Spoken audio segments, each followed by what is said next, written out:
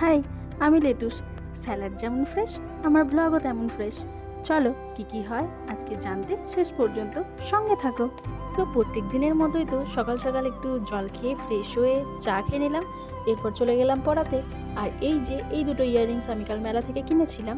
প্রথম এটার প্রাইস পড়ছিল 40 রুপিস, আর সেকেন্ড এটার প্রাইস পড়েছিল 150 রুপিস।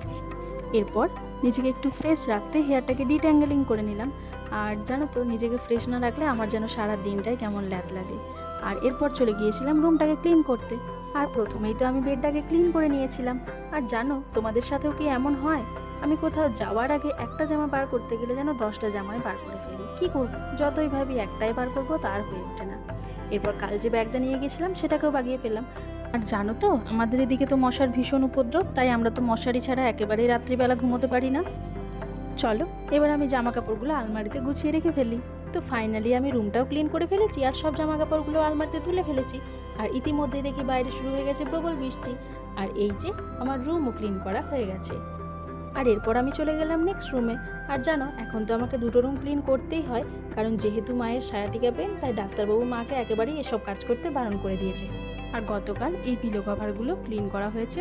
দুটো কভার আমি ইজিলি পরিয়ে ফেললেও এটা তো আমি কিছুতেই পারছিলাম না।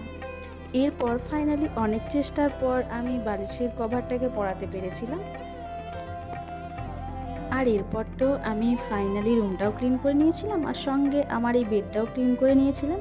আর এই যে আমার এক টুকরো স্বর্গ, সময়ের সাথে সাথে যতই বড় হচ্ছি ততই যেন এই রুমগুলোই নিজের সব থেকে প্রিয় জায়গা হয়ে উঠছে। আর আমি তো রিসেন্টলি এই মানি প্ল্যান্টগুলো এনেছি, তাই কোনো রকম জায়গা না পেয়ে এগুলোকে বোতলের মধ্যেই লাগিয়ে ফেলেছি।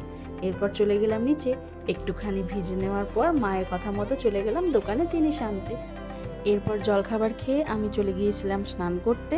আর সমস্ত রকম কাজকর্ম সেরে আমি বসে পড়েছিলাম একটু একান্তে সময় কাটানোর জন্য আমার সব থেকে যেটা প্রিয় জায়গা, আমার রুমে।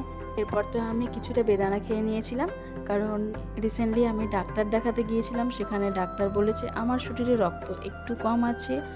আর তারপরে করে নিয়েছিলাম নিজের স্কিন কেয়ার, যেটা অবশ্যই করতে হবে, না করলে একেবারেই চলবে না।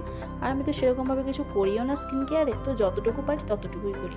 এরপর তো আমি চলে গিয়েছিলাম লাঞ্চ করতে। আর দুপুরের লাঞ্চ করার পরে একটু রেস্ট নেওয়ার পরেই বসে পড়েছিলাম পড়াতে। আর যেহেতু আমি বিকেল দিকে দুটো জায়গায় পড়াই, তাই প্রথম জায়গার পড়ানো শেষ করে আমি চলে গিয়েছিলাম আবারও পড়ানোর উদ্দেশ্যে। এরপর ঘড়িতে যখন বাজে প্রায় 9:30, তখন আমি নির্জন রাস্তা ধরে একা একাই বাড়ি ফিরে আসি। তোমরা দেখতেই পাচ্ছ পুরো জায়গাটা অন্ধকার।